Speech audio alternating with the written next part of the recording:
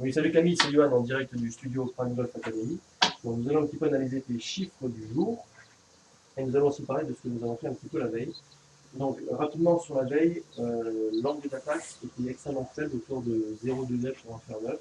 Donc, on a essayé de corriger euh, le plan de swing qui était un peu trop inter-extérieur, donc ce qu'on a fait aujourd'hui, et on a aussi corrigé d'autres choses. Alors, je vais prendre la première balle, qui est donc celle-ci, où on voit la trajectoire sur la droite, donc qui était très à droite.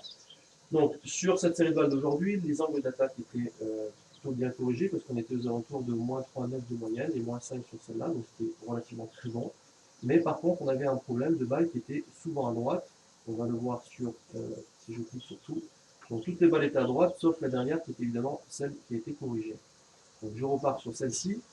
On s'aperçoit donc sur la vidéo que sur le backswing, la tête de club monte extrêmement à l'intérieur du plan. Donc, le plan, c'est les deux lignes jaunes qui sont ici. Donc, la tête de tête à l'intérieur.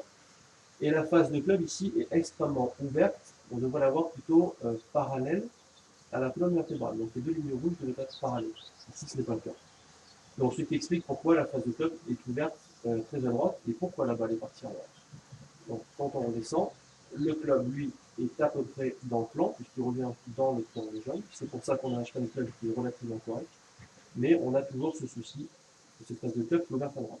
Donc, après correction, sur cette vidéo, on s'aperçoit que la tête de club monte un tout petit peu moins à l'intérieur, c'est déjà un peu plus en plan, avec une face de club qui est un peu plus parallèle à la colonne vertébrale, donc c'est la ligne verte ici.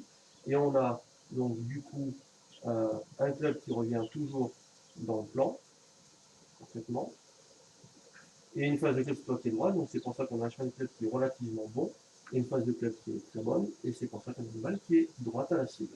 Donc également par rapport au chemin de club, on a donc ces deux choses à corriger qui sont à la montée, au backswing, quand j'arrive à mi-backswing, quand le club est parallèle au sol, c'est à peu près à cet endroit-là, je dois avoir le club qui doit être parallèle au sol, quand la baguette pardon, à l'aide qui est fixée au sol, et ainsi que la face de club parallèle à mon dos, et ça je peux le voir grâce à un miroir ou au golf ou chez moi en entraînement.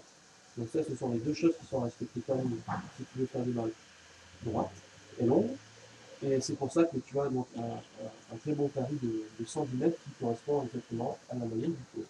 Donc si tu respectes ces deux étapes, je le répète, un club parallèle au sol à mi-backswing et une phase de club parallèle à ton dos, tu auras donc toujours des balles qui sont droites. Voilà, ça ce sont les deux choses principales que nous travaillerons cette semaine. Merci à toi.